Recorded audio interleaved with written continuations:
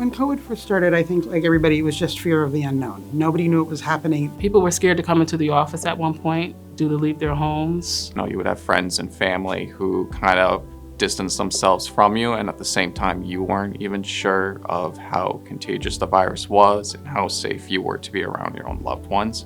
There was fear, there was nervousness, there was a bit of excitement. We do this for a living. This is our career, and something new is a challenge for us, and that's why most people get into healthcare, is a challenge to help people. We kind of go into this to treat people, so at the same time, you had this urge where you were needed more than ever. There was influx of patients, influx of needs. Anyone who had any inpatient experience was asked to come over and help. And the staff never gave up. They came in every day, dusted themselves off, and did it again.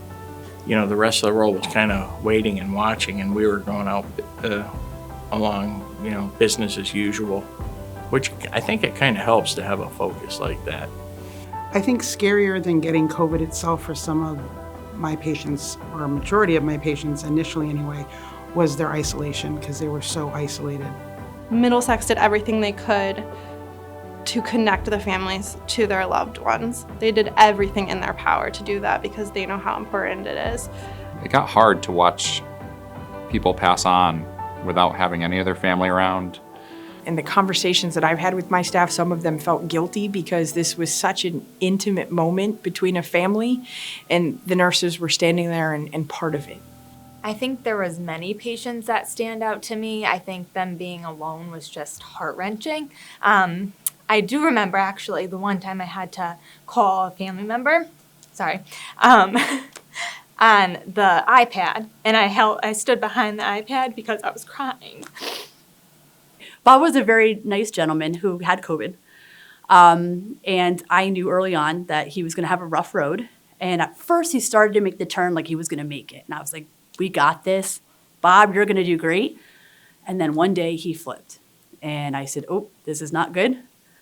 And Bob asked me, can I die? Is that okay? Can I die? And sorry. And I said, yeah, Bob, you can die if you want to. We called his family, and he knew. He was ready. And we gave him dignity in the very end of it and gave him the peace he needed and made him comfortable. But, you don't forget stories like Bob when they ask you permission. Joe was being proned, and he had wounds all over his face, and he kept breathing. His heart kept going, and I remember him finally leaving, and just the feeling of relief, and that just a happy feeling for someone got out of here. It was amazing. It makes you hold your own family even closer. I have 2 little kids of my own, and I would go home and just hug them close every single day. It was so hard. Since then, our patients have really proven to be just as strong as we are, which is pretty amazing. For the most part, I think we were able to keep a lot of people out of the hospital, which is a good thing.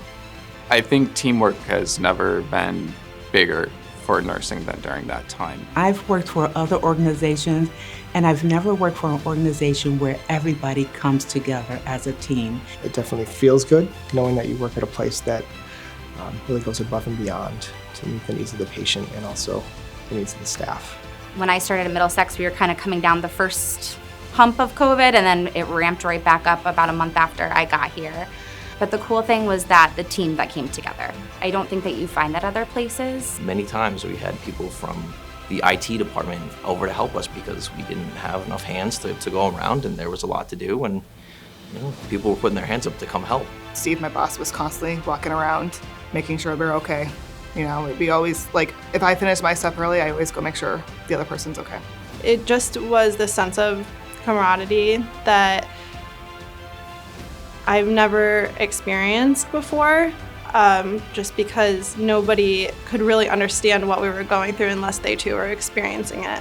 I think we learned to care more, appreciate each other a little more. There were some dark times, but we stuck together, we supported each other, we all made it out the other side. We're starting to see the light at the end of the tunnel.